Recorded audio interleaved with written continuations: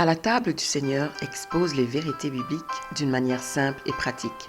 Ainsi, les enfants de Dieu peuvent grandir dans la stature de Christ, comme il est écrit dans Éphésiens 4, 11 à 15, être édifiés et rendus capables par la parole de Dieu pour posséder leur héritage en Christ. Alors Acte 20, 32 et Acte 26, 18 seront une réalité pour chacun d'entre eux. Bien-aimés, je vous souhaite la bienvenue à la table du Seigneur. Alors, à la table du Seigneur aujourd'hui, nous allons continuer l'enseignement que nous avons commencé sur la foi. Et le thème d'aujourd'hui, c'est comment recevoir la foi. Alléluia. Alors, on a parlé de l'importance de la foi. On a parlé de comment la foi, c'est quelque chose d'important. Et il y a une écriture qui me vient tout de suite, je pense à 1 Pierre au chapitre 1er au verset 7, où l'apôtre Pierre, il dit que la foi, l'épreuve de notre foi, c'est plus précieux que l'or. Autrement dit, la foi qui est exercée, qui est éprouvée, c'est quelque chose de tellement précieux. C'est plus précieux que l'or. Parce que l'or, c'est quelque chose de précieux. Mais ça ne peut pas vous acheter tout. C'est pas possible. Par exemple, la santé. Combien de gens riches se retrouvent dans des conditions de santé vraiment précaires? Combien de gens riches n'arrivent pas, par exemple, à fermer l'œil, n'arrivent pas à dormir? Alors, mais cependant, votre foi peut vous sortir de là. Si votre foi est une foi éprouvée, c'est une foi exercée, alors ça peut vous sortir de cette situation. Votre foi peut vous sortir de n'importe quelle situation.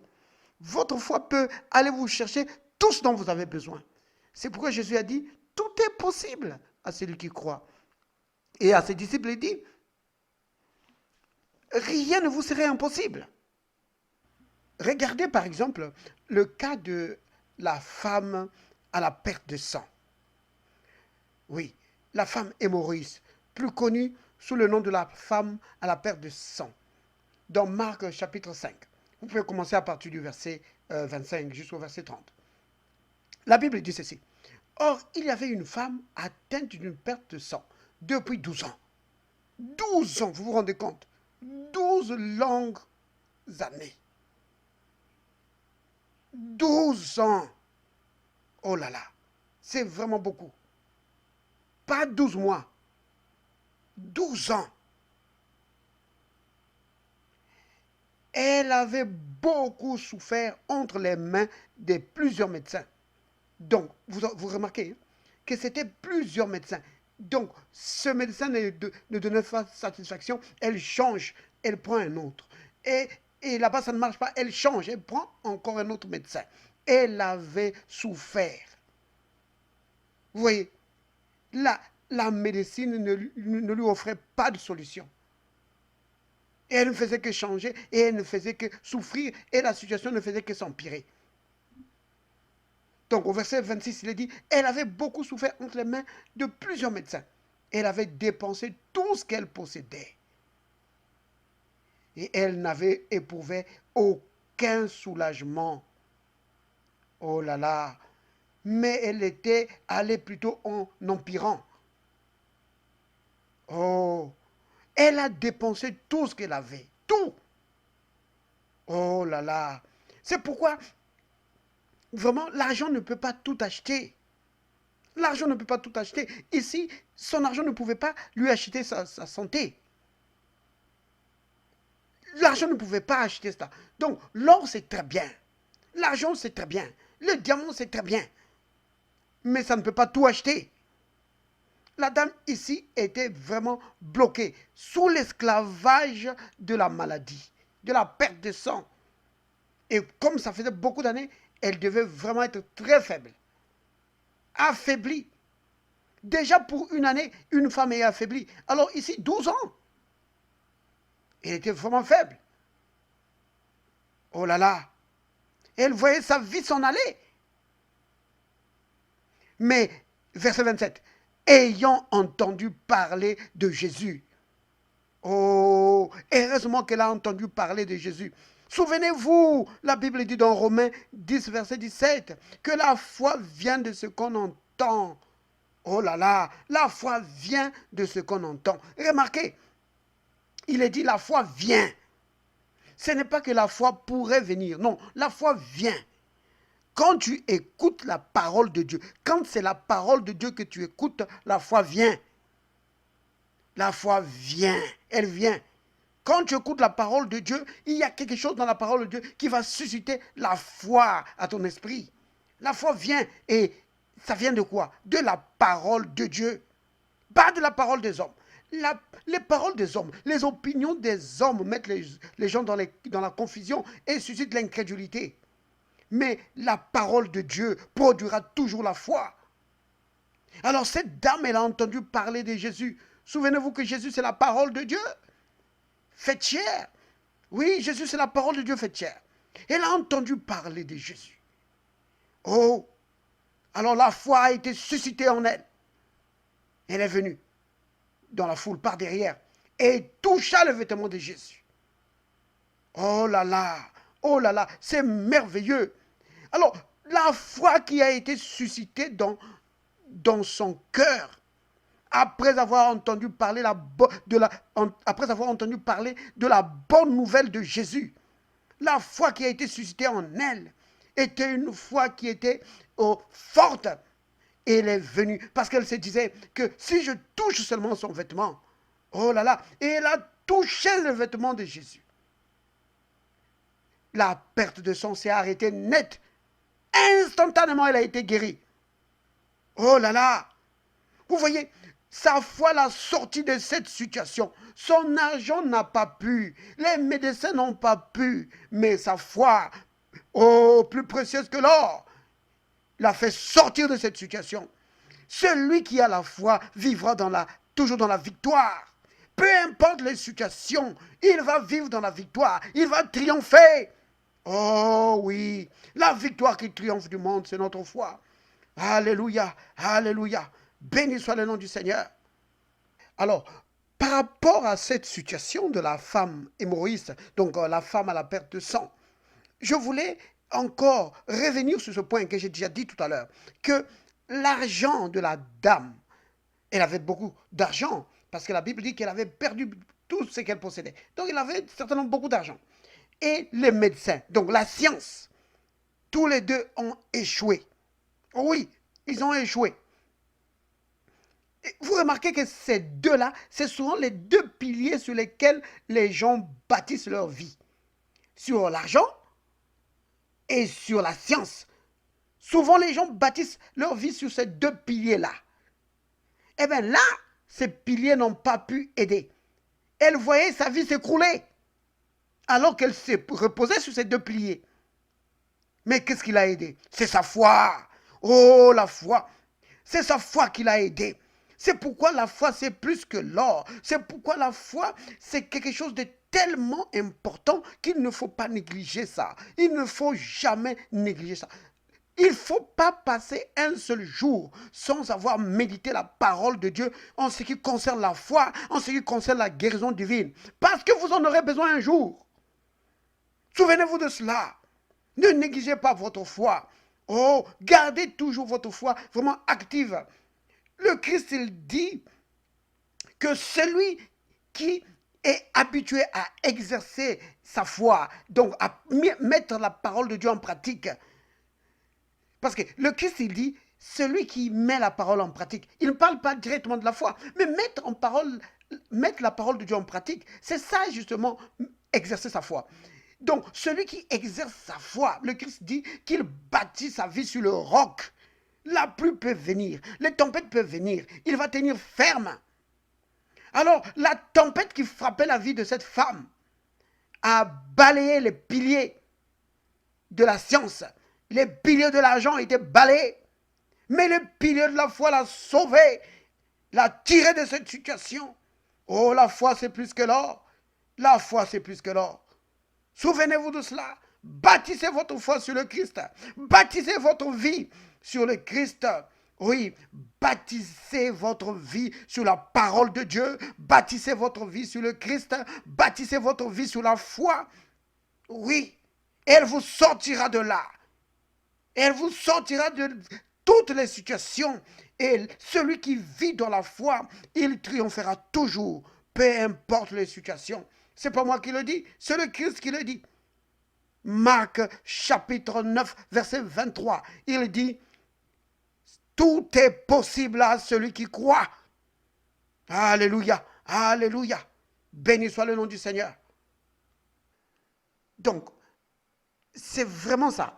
Celui qui a la foi, il vit dans la victoire. La foi, c'est la capacité de se tenir sur la parole de Dieu sans prendre compte de ce que les cinq sens disent. La foi, c'est accepte que la parole de Dieu est l'unique vérité. Peu importe comment les faits de la vie peuvent être contraires. Peu importe les témoignages des hommes ou les témoignages de notre corps ou de nos cinq sens. La foi croit que ce que Dieu dit, c'est ça la vérité, c'est ça la réalité. Quand Dieu dit que par ses maîtrises nous avons été guéris, la foi croit cela. Peu importe ce que mon corps peut me dire, je crois que je suis guéri. C'est cela la foi. C'est croire que Dieu est ce que la parole de Dieu dit qu'il est. Et que Dieu peut faire ce que la parole de Dieu dit qu'il peut faire. La foi, c'est croire que nous sommes ce que la parole de Dieu dit que nous sommes. Que nous avons ce que la parole de Dieu dit que nous avons. Que nous pouvons faire ce que la parole de Dieu dit que nous pouvons faire. C'est ça la foi. C'est vraiment très important. La foi, s'établit, se repose sur la parole de Dieu. La vraie foi, c'est cela. C'est se reposer sur la parole de Dieu sans l'aide des cinq sens. La foi accepte que la parole de Dieu suffit, que la parole de Dieu à elle seule suffit. C'est ça la foi. C'est se reposer sur la parole. C'est très important de connaître ces choses. Alors, maintenant, nous allons aborder le point de cette deuxième partie qui est comment avoir la foi. Comment pouvons-nous avoir la foi? Si quelqu'un veut avoir la foi, comment il doit faire? Eh bien, pour commencer cette partie, je vais commencer par une bonne nouvelle. La bonne nouvelle, c'est celle-ci. C'est que les enfants de Dieu, ceux qui sont de Dieu, ceux qui ont accepté Christ comme leur sauveur personnel, ils n'ont pas besoin de supplier Dieu pour que Dieu leur donne la foi. C'est juste par ignorance que des enfants de Dieu passent des nuits de prière, suppliant Dieu de leur donner la foi. Ce n'est pas nécessaire. Pourquoi? Parce que la Bible nous enseigne que la foi est un don, c'est un cadeau que Dieu donne à ses enfants.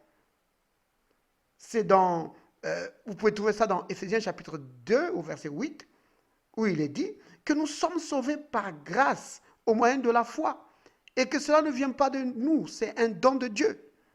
Vous voyez? Donc la foi, c'est vraiment un don. Un enfant de Dieu n'a pas besoin de prier pour que Dieu lui donne la foi. Non.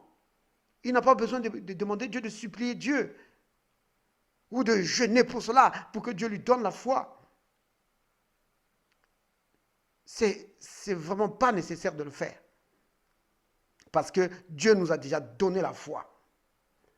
Vous voyez? Et Jude dit aussi, dans Jude, il n'y a qu'un seul chapitre, hein, c'est juste avant l'Apocalypse.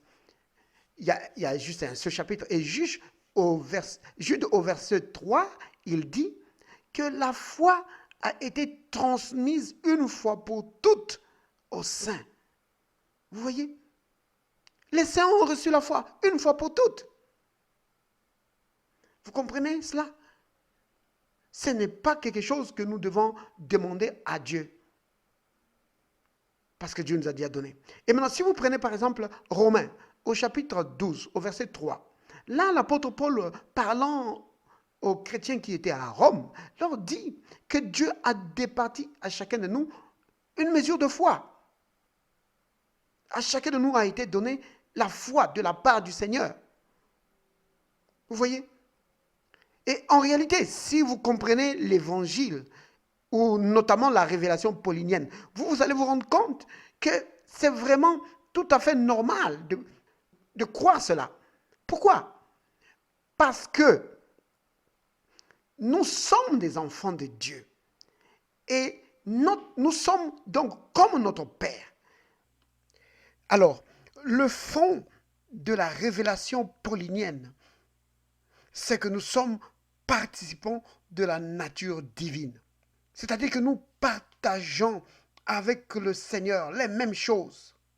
Évidemment, c'est une réalité spirituelle. Souvenez-vous, c'est une réalité spirituelle. Ce n'est pas une réalité physique, c'est une réalité spirituelle. Parce que quand le Seigneur parle, il parle toujours du domaine spirituel. Parce que c'est le domaine spirituel qui est au-dessus de tout. La vie est spirituelle. Et c'est le spirituel qui commande la vie. Tout ce que nous vivons, tous les événements que nous vivons, bons ou mauvais, tristes ou joyeux, viennent du domaine spirituel. Souvenez-vous de cela. Alors, le Seigneur, dans la révélation paulinienne, dans la révélation que le Seigneur a donnée à Paul, Paul insiste sur notre union avec le Seigneur. C'est pourquoi il dit ceci dans 1 Corinthiens au chapitre 6. Il dit que celui qui s'attache au Seigneur est avec lui un seul esprit. Essayez un peu de penser à cela. Que le jour où vous avez accepté le Christ comme votre sauveur personnel, ce jour-là, vous vous êtes attaché au Seigneur. Et ce jour-là, la Bible dit que vous êtes devenus un seul esprit. Donc, votre esprit et l'esprit du Seigneur sont devenus un seul esprit. Oh, bien-aimés, essayez de réaliser ce que cela veut dire. C'est-à-dire que la nature du Seigneur, c'est votre nature. Sa vie, c'est votre vie. Ses capacités sont vos capacités. Sa foi, c'est ta foi. Vous comprenez? Donc, la foi, c'est donc pas quelque chose que nous devons chercher. C'est la nature de Christ qui nous est communiquée. La nature de Dieu qui nous est communiquée. C'est cela la révélation paulinienne. Que nous sommes devenus un seul esprit avec le Seigneur. Et il insiste encore. Par exemple, dans Éphésiens au chapitre 1, à partir du verset 22, il dit ceci. Qu'il parle de Dieu qui a tout mis sous le pied du Christ et qui lui a donné pour chef suprême à l'Église, qui est son corps. Vous comprenez ça? Que le Christ est le chef suprême de l'Église. Il est la tête de l'Église. L'Église, c'est son corps. Mais vous savez très bien que le corps et la tête partagent la même vie. L'apôtre Paul insiste encore dans le livre de Colossiens. Dans Colossiens, il dit encore ça. Dans Colossiens chapitre 1, il dit ceci. Au verset 18, il dit, il est la tête du corps de l'Église. Vous comprenez ça? Le Christ est la tête du corps de l'Église. Donc c'est pour montrer comment nous sommes vraiment liés au Christ, comment sa vie est notre vie. Et le Christ lui-même, il exprime cela dans des paroles vraiment merveilleuses. Dans Jean chapitre 15 au verset 5, où il dit que je suis le cep et vous êtes les sarments. Assurément, dans l'arbre, quand vous voyez le tronc et les branches, les troncs et les branches partagent la même vie. Oh oui, assurément. Le tronc et les branches partagent la même vie. C'est pour montrer comment nous sommes liés avec le Christ. C'est ça qu'il faut comprendre. C'est pourquoi, c'est quand on comprend vraiment la révélation de la parole de Dieu, notamment la révélation paulinienne, on comprend qu'il est normal de comprendre et de recevoir le fait que la foi nous est vraiment transmise. La foi de Dieu nous est vraiment transmise. Ce n'est pas quelque chose que nous avons à chercher, à jeûner pour ça, à prier pour que Dieu nous donne la foi. Ainsi, le peuple de Dieu ne doit pas passer son temps à chercher comment avoir la foi, mais plutôt reconnaître que la foi nous a été donnée une fois pour toutes parce que nous sommes de la race de Dieu et parce que nous sommes un avec lui. Sa foi, c'est notre foi. Sa vie, c'est notre vie. Nous devons donc mettre l'accent sur comment exercer notre foi. C'est là-dessus que nous devons mettre l'accent. Comment est-ce que nous devons exercer notre foi? Comment nous devons libérer notre foi? C'est comment nous devons la développer. C'est là-dessus que nous devons mettre notre accent. Alléluia, alléluia. L'apôtre Jean, il dit ceci, dans 1 Jean chapitre 4, verset 4, il dit, « Vous, petits enfants, vous êtes de Dieu. » Autrement dit, vous êtes issus de Dieu. Vous avez votre origine en Dieu. Donc, Dieu est notre Père. Quand la Bible dit que Dieu est notre Père, on n'est pas en train de parler de religion là. On n'est pas en train de dire que nous appartenons à une église. C'est la réalité. Comme j'ai dit tout à l'heure, que la foi croit que nous sommes vraiment ce que la parole de Dieu dit que nous sommes. Donc, quand la parole de Dieu dit que nous sommes des enfants de Dieu, nous le sommes vraiment.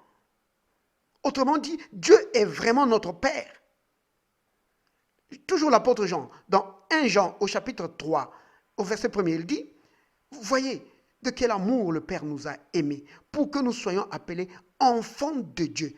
Et nous le sommes. Il insiste, il dit, et nous le sommes. Autrement dit, n'ayez pas de doute là-dessus. Nous le sommes vraiment. Mais ça veut dire quoi ça? Ça veut dire que nous avons l'ADN de notre Père. C'est ça que ça veut dire. Parce que tout ce qui est issu de Dieu, tout ce qui sort de Dieu, porte la marque de Dieu. C'est-à-dire, c'est comme nous. Tout ce qui est issu de nous porte notre marque. Même à partir de nos cheveux, on peut retrouver notre ADN. Donc, c'est la même chose avec Dieu. Tout ce qui est issu de lui porte son ADN. Nous portons l'ADN de Dieu. Nous portons l'ADN spirituel de Dieu. Nous avons sa marque en nous. Nous avons ses caractéristiques en nous. Nous avons les caractéristiques de Dieu en nous. C'est-à-dire son amour, sa bonté, sa grâce, sa foi, sa puissance. Tout ça se trouve en nous. Donc, Dieu, c'est un Dieu de foi. Puisque notre Père, c'est un Dieu de foi, nous aussi, nous sommes des enfants de foi. La foi, nous n'avons pas besoin de supplier Dieu pour ça. Nous l'avons reçu à notre naissance. Quand nous devenons enfants de Dieu, nous avons la foi. Dieu nous donne la foi comme don. Nous l'avons en nous. C'est notre nature. De la même que l'amour, nous l'avons. Nous n'avons pas besoin de supplier Dieu pour ça. Ça, c'est ce qui est très important. Maintenant, quand quelqu'un dit qu'il n'a pas la foi, et si vraiment ce qu'il dit est vrai, qu'il n'a pas la foi, alors il a besoin de se convertir. Il a besoin de naître de nouveau. Il a besoin d'accepter Jésus comme son sauveur. C'est comme ça qu'on reçoit la foi. Alors, comment Dieu fait-il pour transmettre cela? Eh bien, la Bible nous montre que Dieu transmet la foi par sa parole. C'est la parole qui est l'agent qui communique la foi. La foi, la parole agissant par le Saint-Esprit. Donc, si vous prenez le livre de Romains au chapitre 10, verset 17, la Bible dit ceci, que la foi vient de ce qu'on entend. Et ce qu'on entend vient de la parole de Christ. Vous comprenez? Donc, maintenant, la parole de Dieu, ce n'est pas comme la parole d'un homme. La parole de Dieu, c'est quelque chose de vivant. La Bible dit que la parole de Dieu, ça c'est dans Hébreux chapitre 4, il dit que la parole de Dieu, c'est quelque chose de vivant. La parole de Dieu, ce n'est pas juste du bruit. C'est quelque chose de vivant. La parole de Dieu, c'est quelque chose qui agit. Quand elle sort de la bouche de Dieu, elle a les capacités d'accomplir ce que Dieu a prononcé. La parole de Dieu a les capacités de faire de vous ce qu'elle dit. Vous comprenez? C'est quelque chose de vivant, c'est quelque chose de réel. Donc, la foi nous est transmise par la parole de Dieu. Quand nous recevons la parole de Dieu, alors la parole transmet à notre esprit sa foi. Vous comprenez? Et c'est par le même moyen aussi que nous devons entretenir notre foi. Si nous voulons maintenant que notre foi grandisse, nous devons aussi passer du temps dans la méditation de la parole. Si nous méditons la parole de Dieu, maintenant, la méditation de la parole de Dieu, c'est quelque chose ici de... c'est un grand point. Mais je ne vais pas entrer dedans, je vais juste dire quelque chose de très bref là-dessus. C'est que quand nous parlons de la méditation de la parole, il s'agit ici de quelque chose de très important parce que la méditation, ce n'est pas juste la lecture de la parole. La méditation de la parole de Dieu, c'est bien sûr lire la parole, mais pas seulement.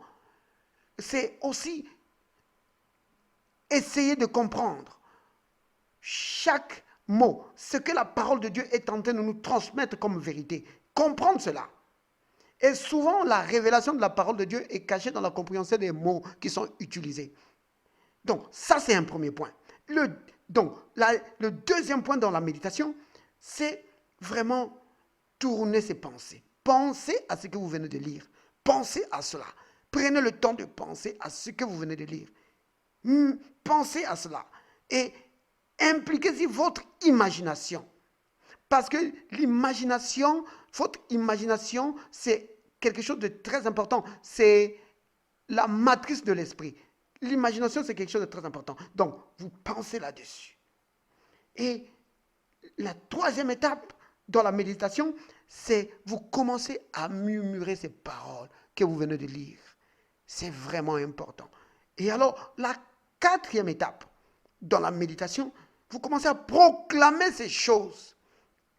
Comme par exemple, si vous venez de lire sur la guérison, par exemple, Ésaïe 53, que par ces métoussures, nous avons été guéris. Ou dans 1 Pierre chapitre 2, verset 24, lui par les métoussures duquel vous avez été guéris. Quand vous lisez ça, d'abord, vous essayez de comprendre, mais de quoi on parle? Les meurtrissures, mais c'est quoi les meurtrissures? Comprendre tout ça. Et quand vous avez compris ce que c'est, vous allez un peu plus loin maintenant. Vous commencez à penser là-dessus. À penser au Christ sur la croix. Vous pensez à cela. Vous pensez comment est-ce que sur la croix, là où il était, il a porté nos péchés. Il a porté nos maladies. Que c'était là sur lui. Et qu'il a porté tout ça pour que nous soyons libres de tout péché et de toute maladie. Vous pensez à cela. Après, vous commencez à murmurer. À murmurer cela. Vous murmurez cela. Et après, vous vous levez, vous commencez à proclamer cela. En disant, je ne peux pas être malade. Ce corps ne peut pas être malade. Parce que le Christ a pris toutes mes maladies. Le Christ a pris mes infirmités. Je ne peux pas être malade. Je ne peux pas porter d'infirmité dans mon corps. Vous proclamez cela. Vous comprenez? C'est cela. C'est ça qui aide la foi à grandir. La méditation de la parole. Et ça, c'est une clé. Parce que le Seigneur a donné cela comme secret à Josué, dans Josué 1, verset 8.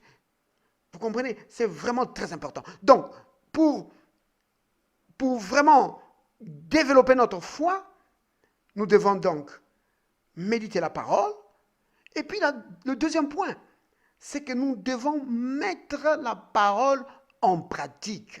Parce que la méditation de la parole développe une capacité de foi et la mise en pratique, alors c'est maintenant l'exercice de cette foi. Parce que la foi, c'est comme un muscle. Elle se développe seulement dans l'exercice. Alors, c'est vraiment une chose vraiment importante de savoir que nous avons la foi en nous. Oui, que Dieu nous a donné sa foi, que nous l'avons en héritage. Et que tout ce que nous avons à faire, c'est apprendre comment utiliser la foi que nous avons déjà. Et après, savoir comment développer cette foi, comment la libérer. Dans le prochain enseignement, nous allons continuer dans comment développer notre foi. Alléluia. Que le nom du Seigneur soit béni. Père saint, Père juste, Père miséricordieux, merci Père pour ton esprit de sagesse et de révélation qui nous donne une compréhension profonde de ta parole afin de fortifier notre foi, Seigneur, pour la rendre inébranlable, pour que nous puissions vivre dans la victoire tous les jours de nos vies, Seigneur, peu importe les circonstances. Béni sois-tu, Père, au nom de Jésus le Christ. Amen. Merci d'avoir partagé ces moments avec nous à la table du Seigneur. Pour continuer cette expérience, vous pouvez consulter notre page Facebook ainsi que notre chaîne YouTube à la table du Seigneur. Pour tout contact, vous pouvez nous écrire à l'adresse à la table du Seigneur@gmail.com ou nous appeler au numéro 438 410 8475. Soyez bénis.